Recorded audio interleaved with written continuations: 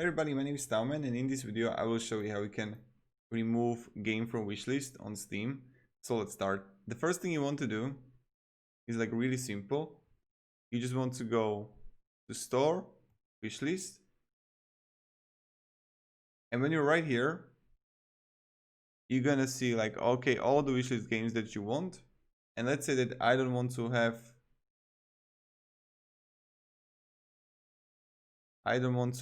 the Daisy here.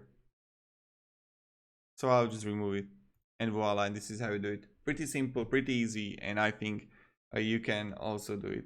So thank you everybody. If you have any questions, guys, ask me down in the comments. I'll be really happy to help you, and I will provide some support, some guidance.